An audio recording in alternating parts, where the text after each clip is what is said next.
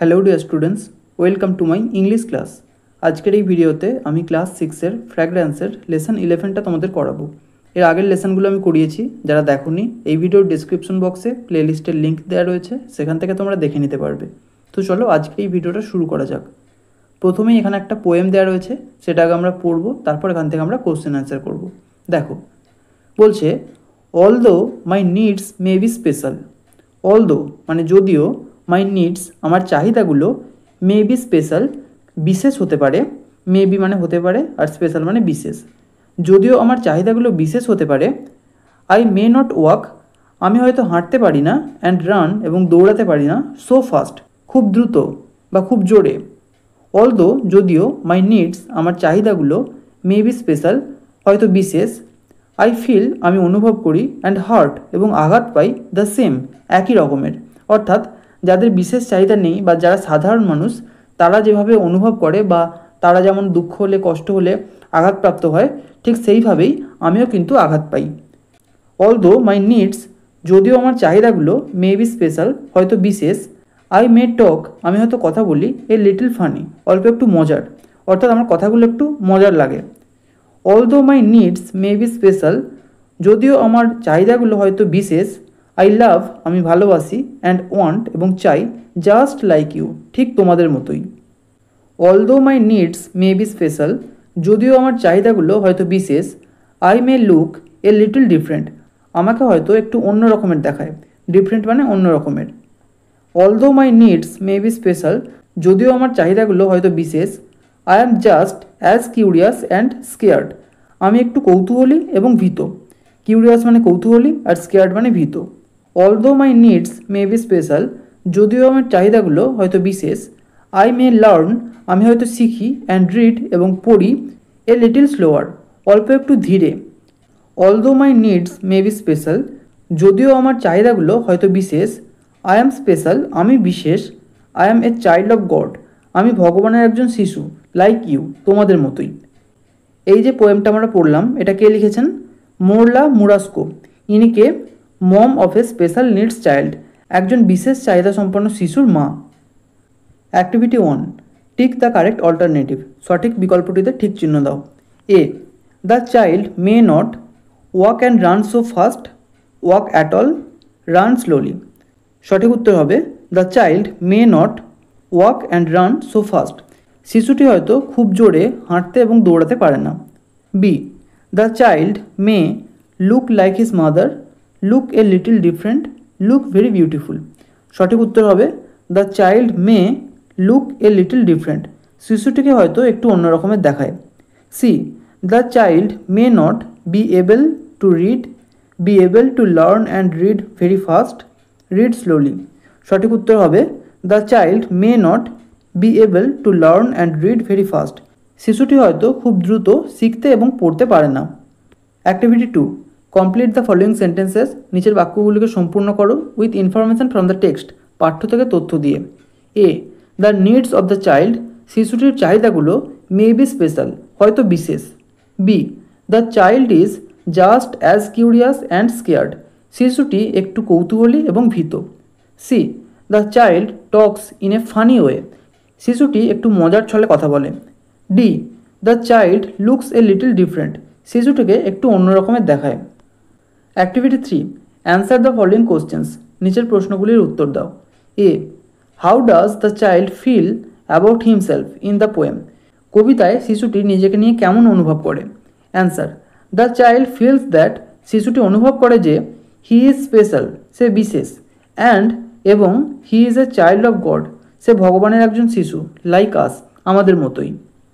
Activity 4, fill in the blanks, শূন্যস্থানগুলি পূরণ করো with suitable articles and prepositions, উপযুক্ত আর্টিকেল এবং প্রিপোজিশন দিয়ে। দেখো, বলছে ড্যাশ 17-year-old স্টুডেন্ট। এই 17টা যদি আমরা বানান করে লিখি তাহলে কী হবে? SEVEN 7, তাহলে 7 সাউন্ড আসছে প্রথমে, যেটা কনসোনেন্ট সাউন্ড, তাহলে এ 17-year-old স্টুডেন্ট একজন 17 বছর বয়সী ছাত্র। Dash dash city based school, এটা হবে of a city based school, একটা শহর ভিত্তিক বিদ্যালয় এর, এই যে এর জন্য অফ আসছে আর সিটি আছে আবারও স সাউন্ড, যার জন্য এখানে কনসোনেন্ট সাউন্ড বলে এখানে এ হয়েছে। ওয়াজ ইনজিওর্ড মানে আহত হয়েছিল। আফটার হি হ্যাড ফলেন, সে পড়ে যাওয়ার পর। ড্যাশ দ্য ব্যালকনি, ব্যালকনি মানে বারান্দা, তাহলে বারান্দা থেকে, থেকে ইংরাজি from, FROM from. Dash Thursday, Thursday মানে বৃহস্পতিবার, আর কোনো বারের আগে সবসময় অন প্রিপোজিশন হয়, তাহলে on Thursday. He was admitted, তাকে ভর্তি করা হয়েছিল। টু এ হসপিটাল, একটা হাসপাতালে। অল ড্যাশ স্টুডেন্টস, এটা হবে all the students have been ordered not to go to the balcony. বলছে অল দ্য স্টুডেন্টস মানে সমস্ত ছাত্রছাত্রীদের হ্যাভ বিন অর্ডার্ড আদেশ দেওয়া হয়েছে নট টু গো না যেতে টু দ্য ব্যালকনি বারান্দায়। যেহেতু ব্যালকনিটা আগেই আমরা উল্লেখ পেয়ে গেছি ব্যালকনির, তাই এখানে এটা নির্দিষ্ট হয়ে গেছে, সেই জন্য এখানে দা হলো। Activity 5, write the antonyms of the following words. নিচের শব্দগুলির অ্যান্টোনিম বা বিপরীত শব্দ লেখো। প্রথমটা আছে ডিফারেন্ট মানে আলাদা, এর বিপরীত হবে সেম মানে একই। এরপর রয়েছে স্লোয়ার মানে ধীর, এর বিপরীত হবে ফাস্টার মানে দ্রুত। তারপর রয়েছে স্কেয়ার্ড মানে ভীত, এর বিপরীত ব্রেভ মানে সাহসী। তারপর রয়েছে চাইল্ড মানে শিশু, তার বিপরীত হবে পেরেন্ট মানে মাতা অথবা পিতা। Activity 6, add a suitable prefix or suffix. উপযুক্ত প্রেফিক্স অথবা সাফিক্স যুক্ত করো to each of the words, প্রত্যেকটি শব্দের সাথে, গিভেন ইন দ্য ব্র্যাকেটস যেগুলো ব্র্যাকেটের মধ্যে দেওয়া রয়েছে, and feel in the blanks accordingly, এবং সেই অনুসারে শূন্যস্থানগুলি পূরণ করো। 1 নম্বরটা বলেছে আই মেট মাই ফ্রেন্ড, আমি আমার বন্ধুর সাথে দেখা করলাম। আফটার এ লং টাইম, একটা দীর্ঘ সময় পর। আই ওয়াজ ইমপেশেন্ট, আমি অধৈর্য হয়েছিলাম। টু সি হার, তাকে দেখতে। দেখো ব্র্যাকেটের মধ্যে পেশেন্ট রয়েছে, পেশেন্ট মানে ধৈর্য, তার থেকে হয়েছে ইমপেশেন্ট মানে অধৈর্য। 2, মাই মাদার ডিসএগ্রি, আমার মা রাজি হননি। With my idea of going for a picnic, আমার পিকনিক বা বনভোজনে যাওয়ার আইডিয়া নিয়ে। উইথ মাই ফ্রেন্ডস, আমার বন্ধুদের সাথে। দেখো ব্র্যাকেটের মধ্যে ছিল এগ্রি মানে রাজি হওয়া, সেখান থেকে হচ্ছে ডিসএগ্রি মানে রাজি না হওয়া। 3, উই ওয়ার আনএবল, আমরা অক্ষম ছিলাম। টু গেট এনি ইনফরমেশন, কোনো তথ্য পেতে। অ্যাবাউট হার, তার সম্পর্কে। ব্র্যাকেটের মধ্যে ছিল এবেল মানে সক্ষম, সেখান থেকে হচ্ছে আনএবল মানে অক্ষম। 4, সি হ্যাড টু স্পেন্ড, তাকে কাটাতে হয়েছিল। স্লিপলেস নাইটস, ঘুমহীন রাত্রি। বিসাইড হার সিক মাদার, তার অসুস্থ মায়ের পাশে। ব্র্যাকেটের মধ্যে ছিল স্লিপ মানে ঘুম, আর স্লিপলেস মানে ঘুমহীন। 5, the brightness of the sun blinded us, সূর্যের ঔজ্জ্বলতা আমাদেরকে অন্ধ করে দিল। ব্র্যাকেটের মধ্যে ছিল ব্রাইট মানে উজ্জ্বল, সেখান থেকে হচ্ছে ব্রাইটনেস মানে উজ্জ্বলতা। অ্যাক্টিভিটি 7, ক্লাসিফাই দ্য নাউন্স, নাউনগুলোকে শ্রেণীবিভক্ত করো গিভেন বিলো যেগুলো নিচে দেওয়া রয়েছে, অ্যান্ড প্লেস দেম, এবং সেগুলোকে রাখো ইন দ্য প্রপার কলামস, উপযুক্ত স্তম্ভে। দেখো এখানে দুটো কলাম রয়েছে, একটা হলো কমন নাউন আর একটা অ্যাবস্ট্রাক্ট নাউন। কমন নাউন কি, যে নাউন দ্বারা কোনো জাতি বা শ্রেণীর সাধারণ নাম বোঝায়। আর অ্যাবস্ট্রাক্ট নাউন হলো যে নাউন দ্বারা কোনো দোষ, গুণ, অবস্থা বা অনুভূতির নাম বোঝায়, সেগুলো হলো অ্যাবস্ট্রাক্ট নাউন। তো দেখো প্রথমে রয়েছে পার্সন, পার্সন মানে ব্যক্তি, এটা একটা শ্রেণীর সাধারণ নাম, তাহলে এটা হলো কমন নাউন। আমি এখানে সি লিখে দিলাম, তোমরা কিন্তু এটা কমন নাউনে করে বসাবে। এরপর রয়েছে ফেম মানে খ্যাতি, এটা একটা গুণের নাম, তাহলে এটা হলো অ্যাবস্ট্রাক্ট নাউন। এ লিখে দিলাম, তোমরা অ্যাবস্ট্রাক্ট নাউনের ঘরে বসিয়ে দেবে। এরপর রয়েছে উইজডম মানে জ্ঞান, এটাও একটা গুণ, তাহলে এটাও অ্যাবস্ট্রাক্ট নাউন।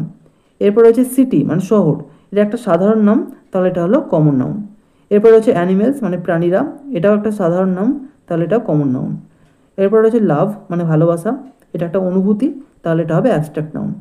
এরপর রয়েছে কান্ট্রি মানে দেশ, এটা একটা সাধারণ নাম, তাহলে এটা হলো কমন নাউন।